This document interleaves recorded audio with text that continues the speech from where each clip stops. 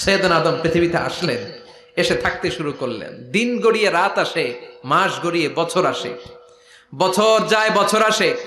ঠিক 940 বছর পর মালাকুল মাউত আদম আলাইহিস সালামের কাছে আসলেন।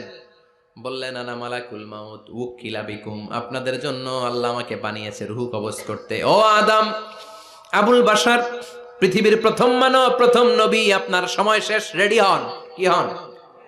খেলা শুরু হবে, এখনই রূহ কবজ করে নিয়ে যাব। সৈয়দনা আদম বলে, এখন আসছো কেন? আমার আরো 60 বছর বাকি আছে। মালাকুল মাউত বলে, না, আপনি রূহের জগতে আল্লাহর কাছে আপনার সন্তান দাউদকে কয় বছর দিয়েছিলেন?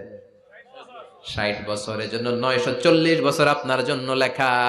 আমি এখন আপনার রূহ কবজ করতে চাই। সৈয়দনা আদম বলে, আমি মানি না, আমি কাউরে দেই নাই। 60 বছর আমি দেই নাই, আমি আরো বাঁচবো, আমি আরো বাঁচবো, 60 বছর আমি বাঁচবো, আমি দেইতেই নাই। মিয়া যাও। মালাকুল মাউত আল্লাহর যে বলে, আল্লাহ দেয় নাই বলে, আসলে ভুলে গেছে। আসলে আফাতুল ইলমি আন-নিসিয়ান, মানুষ ভুলে যায়, মানুষ বড্ড ভুলে যায়। আমরা অনেক সময় খাইয়াও কই খাই নাই। অনেক কিছু আপনি দিছিলেন কিন্তু ভুলে যাই, গলার নিচ দিয়ে নামার পরে কই তুমি কিচ্ছু দেও নাই। আছে না নাই? নাসিয়া আদম ফানাসিয়া বানু, আদম আলাইহিস সালাম ভুলে গেছেন, তাই আমরাও ভুল করি, ঠিক কি না? এজন্য আমাদের নেতারাও বলে এটা দেব ওটা দেব, নির্বাচনের পর সব ভুলে যায়। আছে না নাই?